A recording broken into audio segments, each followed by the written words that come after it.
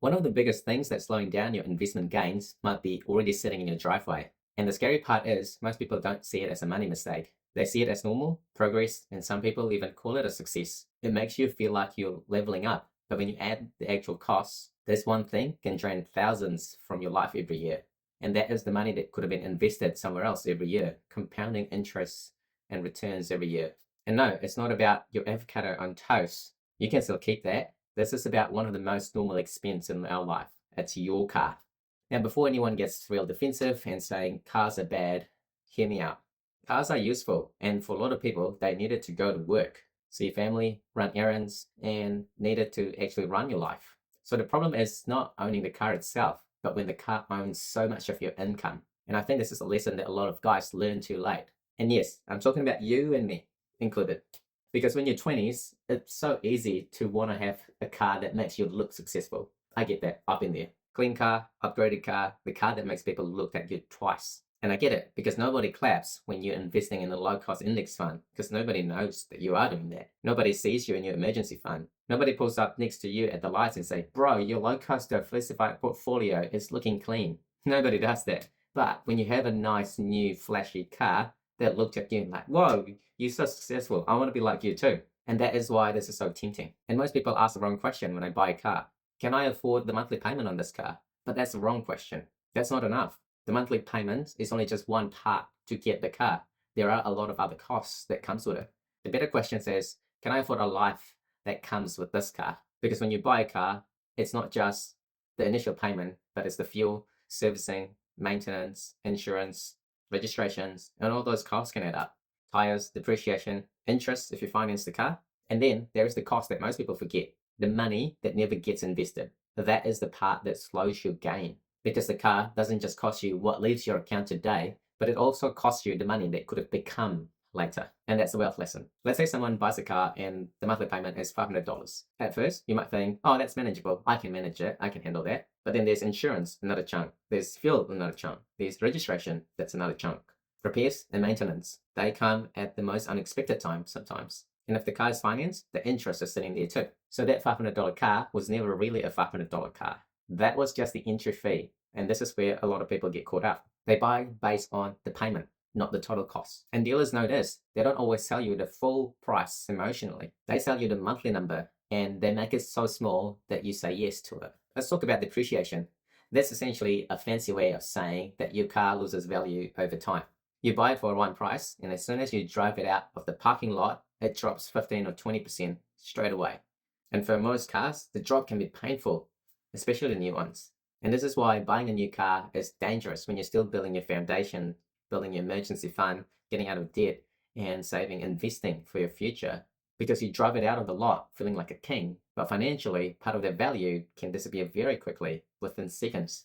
And that's the weird thing about it. When you're investing, you're trying to invest in value and assets that can grow over time. But with many cars, you're putting in something that loses value over time. That doesn't mean you never buy the car, but that means you have to be honest about what it is. The car is not an investment, it's a tool to get you from A to B. And tools are fine, but if you overpay for the tool just because you want to feel something, that tool can start slowing down your wealth journey. A smarter move is buying a used car because someone else already taken the hit on the depreciation. Financing is the next component, and this is where a lot of people can get caught, because financing makes expensive car looks manageable and cheap. That's the part where people miss. A car loan doesn't just affect you today.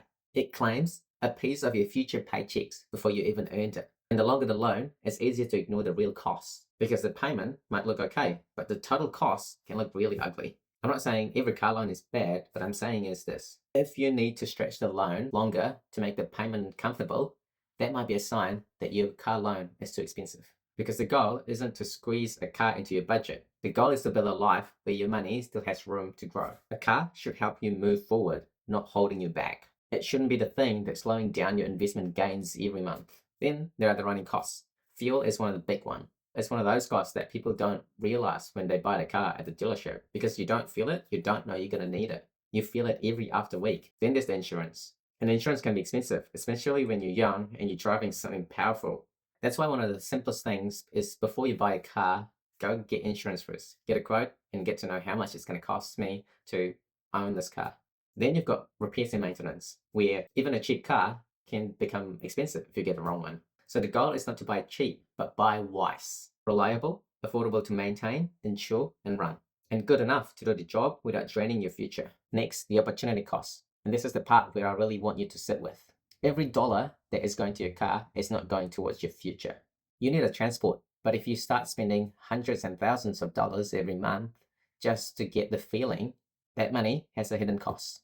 Imagine having extra $300 every month. That could go towards emergency fund or index fund. That could pay off high interest debt, or they could help you from living paycheck to paycheck. Now imagine that over years, that is where the real costs show up, not now, but later. And that is why this lesson is so easy to miss in your 20s, because the car feels good now, but the investing gains shows up later. The approvals from people feels immediate, but the compound growth takes patience. And it's not just numbers, it's emotional. An expensive car can quietly add pressure to your life. You feel it when payday comes in, and a lot of that already gone, spent. You feel it when you're trying to invest, but there's barely anything left. You feel it when fuel goes up, especially right now, when there's war. You feel it when insurance renews. You feel it when there's maintenance hit you. You feel it when you want to start something new, change jobs, take risks. You can't because you're already committed to your car payment. And that's the danger. That car that was supposed to be freedom is becoming another thing that you have to serve. Here's what I would do instead. Don't buy the car that makes you look the richest. Buy the car that actually lets you become wealthier. That might mean buying used or keeping your current car longer, choosing reliability over image, ignoring what people think. And that can be hard, I know, because when you're young, you do feel that pressure. You want to look successful. You want to look like you're doing well. But the truth is, looking successful and becoming financially stable aren't not the same thing. Sometimes they're opposites. The guy that looks boring, they're the ones who are quietly building wealth.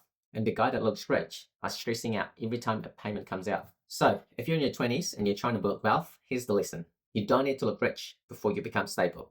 And you don't need a car payment to look like you've made it. You don't need to impress people at the traffic light while future you is paying the bill. A car should help you build your life, not quietly stealing the money that could help build your future. So before you upgrade your car, ask yourself this honest question. Is this helping me building wealth, or is it just making me look successful?